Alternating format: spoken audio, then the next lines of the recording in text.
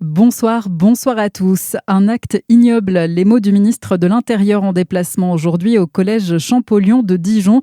Laurent Nunez s'est rendu dans l'établissement du quartier des Grésilles, touché par un incendie criminel dans la nuit de vendredi à samedi. Le ministre a évoqué de possibles représailles après des actions contre le trafic de drogue menées dans ce quartier.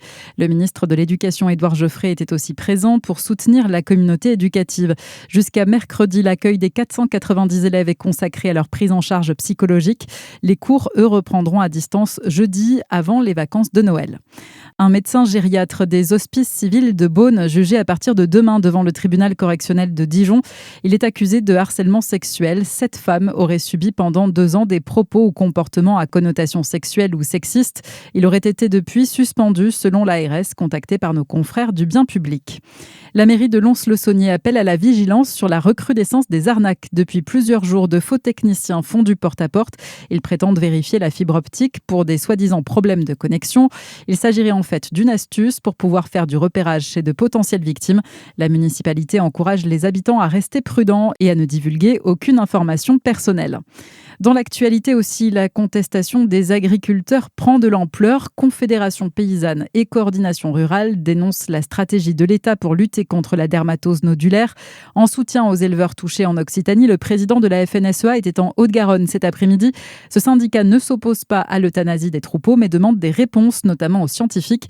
Arnaud Rousseau en appelle aussi à une mobilisation générale du secteur de l'agriculture. Nous, on est là pour suivre ce qui est aujourd'hui le consensus scientifique porté par les gens qui connaissent cette maladie. Pour nous, l'ambition, c'est de tuer le moins de vaches possible pour éradiquer cette maladie et par ailleurs faire en sorte que le marché ne s'effondre pas.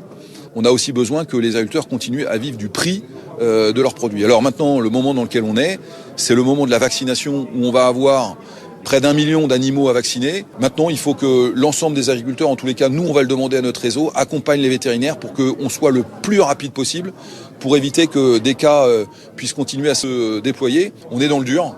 Et c'était notre rôle d'être là aujourd'hui. La ministre de l'Agriculture est aussi en Haute-Garonne ce soir pour lancer la campagne de vaccination des bovins. Un plan national bientôt lancé pour lutter contre l'infertilité. C'est l'annonce de la ministre de la Santé devant la mission d'information de l'Assemblée nationale sur la baisse de la natalité. Stéphanie Rist précise qu'environ un couple sur 8 ou 10 en âge de procréer connaît des difficultés à concevoir un enfant. Ce plan lancé dans les prochaines semaines prévoit que tous les Français de 29 ans reçoivent dès l'an prochain un message d'information sur la santé reproductive. Et puis, Maria Carey va chanter à Milan pour la cérémonie d'ouverture des Jeux Olympiques d'hiver.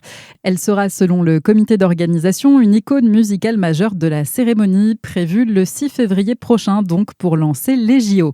À suivre, votre météo sur Fréquence Plus.